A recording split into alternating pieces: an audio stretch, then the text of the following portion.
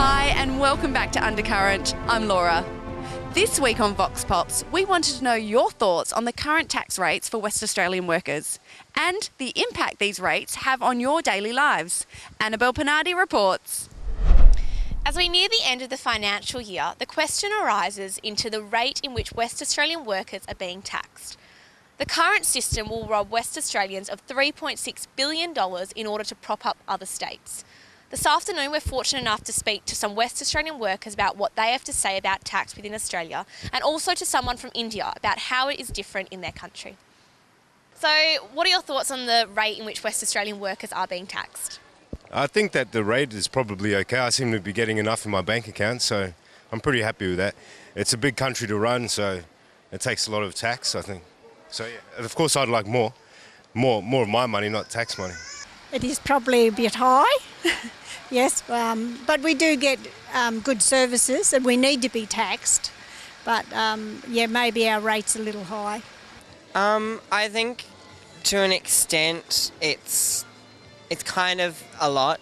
I mean, we work really hard for what we are putting in and the hours that we're putting in, and then I feel like a whole chunk of my personal income gets removed because of tax. So I feel it's quite high. And are there any particular areas that you think West Australian tax money should be going? Well, my priority, we've got a young daughter, so education is always on our radar, and health too. I think that's a really key area. I think it'd be really good to see it actually put back into like youth programs, programs for kids to get them off the street, to get people involved in things, to get more of a sense of communities. And what areas is taxpayers' money redistributed? Is it back into education, health, or whereabouts is that money going in India? Yeah, there are a lot of policies the government is going on right now. They used for like transportation and all for the infrastructures. And in regards to other states, how do you feel that billions of West Australian workers' money is actually going to prop up those other states?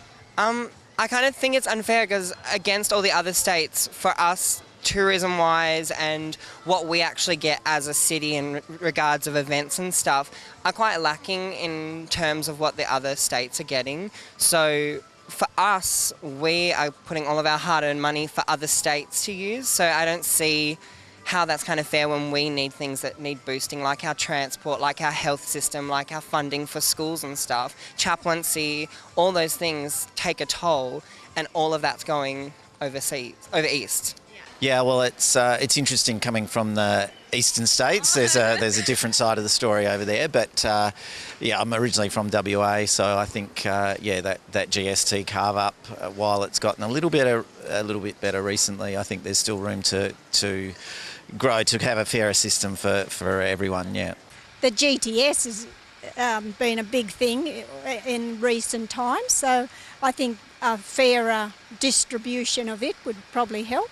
Do you think anything could actually change this?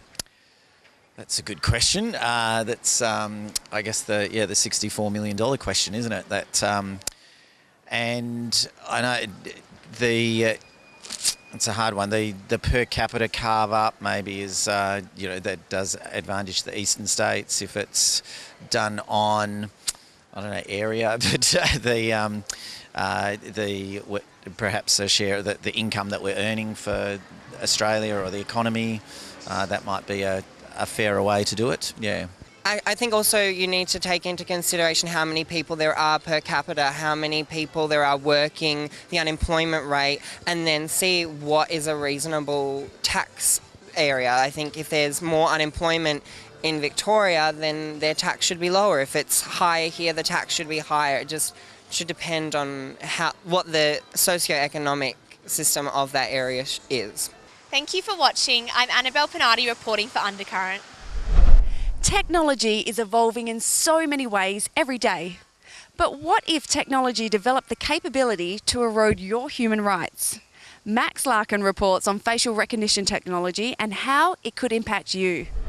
Just last week, the Human Rights Law Centre released a scathing review on the government's proposed use of facial recognition technology. We are investigating on what that technology means to the average Australian. Facial recognition is a technology that has been around for a while, but is becoming, in the modern era, with a lot of computing power available, it's become something that's quite routine and surprisingly reliable for finding faces in huge crowds of people. What it does is it's a form of called biometrics. So it looks at things that are really specific to individual faces, like the precise distances, relative distances between your facial features, and is able to check that against a huge database. It works very similar to the way fingerprinting does, but it requires a lot more computing power to do it in a fast, reliable way across a huge amount of video information. It's really an example of how modern computing can do astonishing things with enormous piles of data. Fundamentally, this is exactly the sort of technology that can radically empower a surveillance state and really usher us into the worst kinds of, it's an absolute gift to the worst kinds of repressive and authoritarian regimes and behaviour if we allow it to be used that way. Governments do have some opportunities here, particularly state governments, because motor vehicle licences all have reasonably good quality photographs on them. Passports have reasonably good quality photographs on them. So, they have a potential to have a fairly significant database of faces right from the start, which is all well and good as long as the bad guy happens to have a driver's licence or a passport. If the bad guy doesn't have a driver's licence or a passport, then your ability to identify them using facial recognition technology goes straight out the window. I think it can certainly work as a tool that will assist in the broader surveillance and intelligence effort across the community, but it's not going to be the be all and end all. It's not going to solve the problem.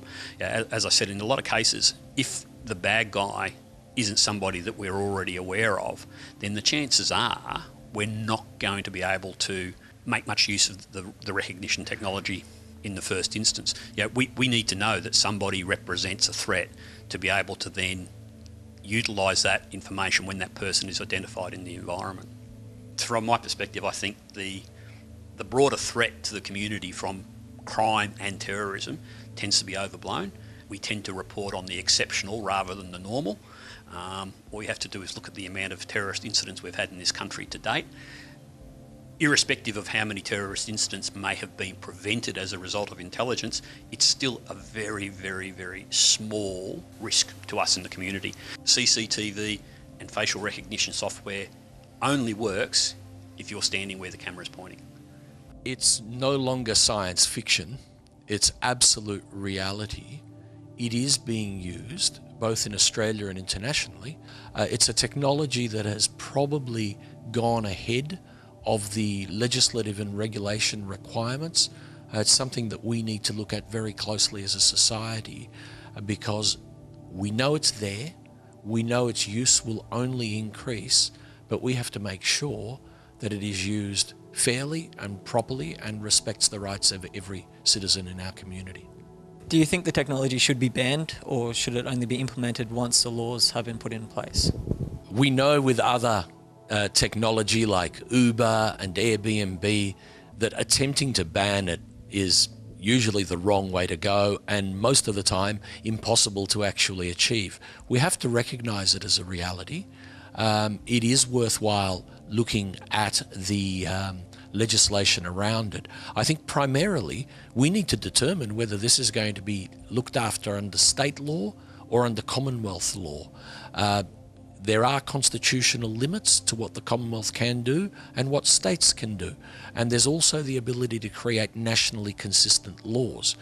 We are moving ahead in empowering police and other agencies to use this technology to firstly make things easier for people, like we see with passport control, and secondly, to keep our society safer by quickly identifying bad guys or potential bad guys. We want that to happen. We shouldn't stop that.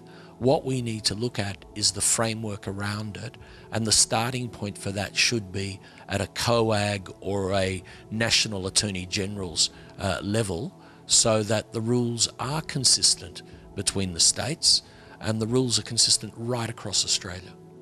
The Universal Declaration of Human Rights, which came into force 70 years ago this year, deals with the issue of privacy, and basically Article 12 of the Universal Declaration of Human Rights says that everyone is entitled to privacy and that there should not be any arbitrary infringement of that privacy. So what it does really say is that where there's appropriate cause, then the legal system can actually step in, at least it implies that. However, I do think that as we see technology evolving, it's important that the way in which we apply legal protection of privacy is extended to these new technologies. So much of the protection of privacy of individuals also relates to the awareness of individuals where their privacy is actually being infringed upon. In many cases, unknowing. And so we do need to be aware. We need to be aware that in social media, it's all around us. When it comes to things such as facial recognition technology, it's all around us. We need to be more aware of what this means about our privacy and how we can protect our own rights in this regard. The implementation of this technology is not something to be feared, as long as the law catches up and our rights are protected. I'm Max Larkin, and this is Undercurrent. Thanks for watching this week's episode of Undercurrent. Don't forget to tune in, same time next week. This has been Laura. You enjoy the rest of your Saturday night.